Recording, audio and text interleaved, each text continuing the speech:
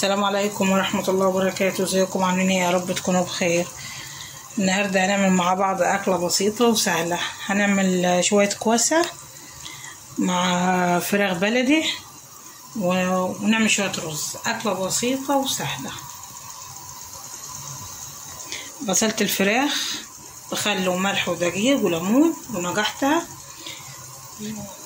طبعا حطيت حلة على البوتاجاز بمية سخنة غلت. اول ما غلت ضفت الفراخ. هقطع بصلة وطماطمتين، وطبعا هحط الحبهان وورقة اللورا والخلطة الشوربة واضيفهم واخليهم يطيبوا، ونعمل البصلة بتاعت الكوسة. الفراخ غلت، حشت الريمة منها. هبتدي اضيف الطماطم والبصل والفلفل. هبتدي احط الحبهان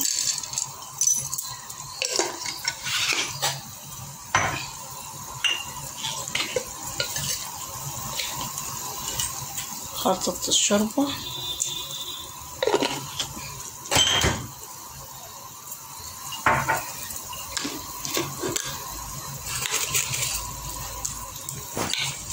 ورق اللورا. اول ما يغلوا تاني هبتدي اوطي عليهم ويطيبوا براحتهم. الفراخ غلت معنا، هبتدي اوطي عليها ومعنا حله. حطيت فيها معلقه زيت ذره ومعلقه سمن بلدي، وهبتدي الكبه بتاعتي بصراحه باظت. هبتدي اقطع البصله كده.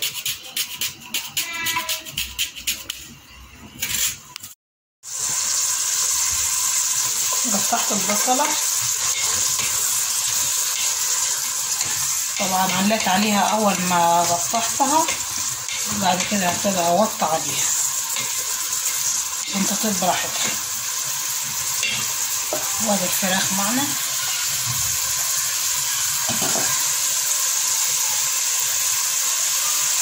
هغسل الطماطم واضربها في الخلاط.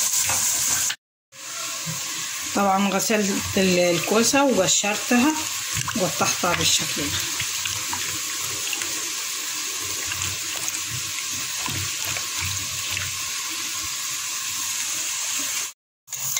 البصله ابتدت تدخل في السوا،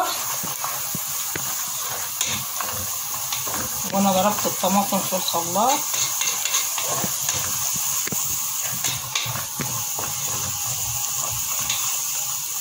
دقيقتين واضيف لها الطماطم. البصله دخلت في السوا. انا مش بحمر البصله خالص قوي، يعني عم احمرها بسيط.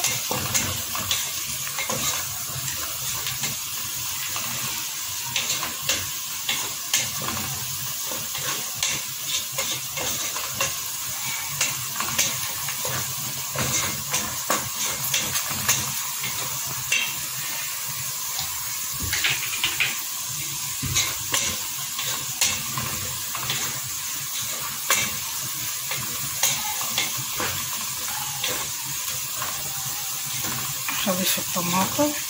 بسم الله الرحمن الرحيم.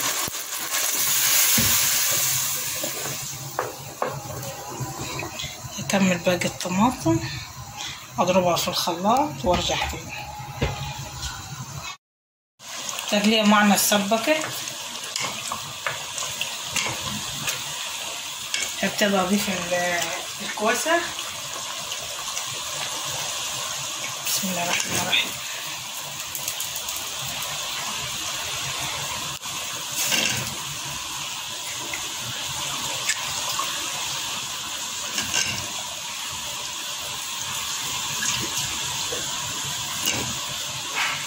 طبعا الكوسه ما بتاخدش ميه، ما بتاخدش سوا كتير، يعني مش هضيف لها شوربه كتير عشان هي عم تدلل الميه بتاعتها. ما بتاخدش سوا كتير، شويه واضيف البهارات بتاعتها.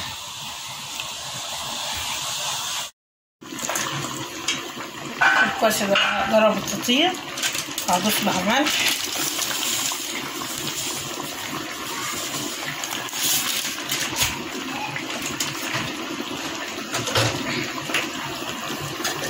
نضيف لها كزبرة، فلفل اسود،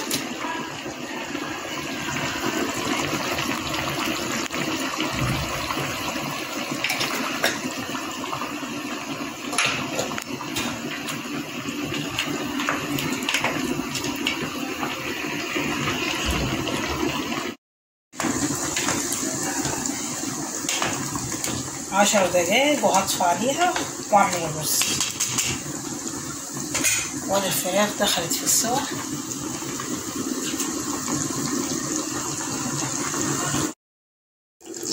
هنعمل مع بعض طبق ملوخية ناشفة.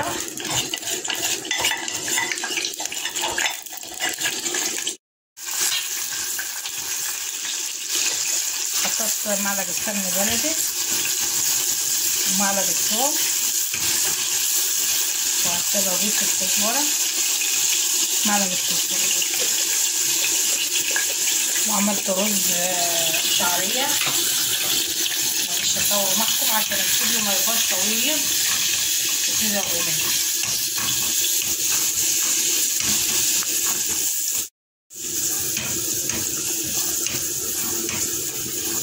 انا في التوم تحت الملوخية بيبقى حمرها الاول.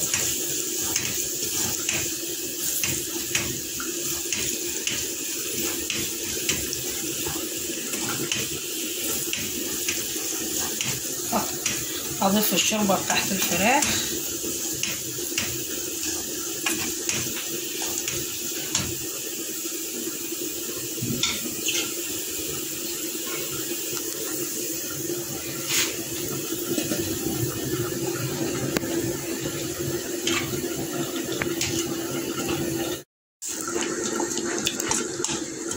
ضفت معلقتين ملوخية ناشفين، انا مش هعمل غير طبق واحد،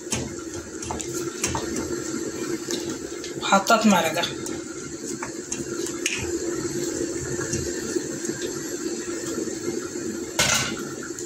اول ما خدت الغلوة هطفي عليها.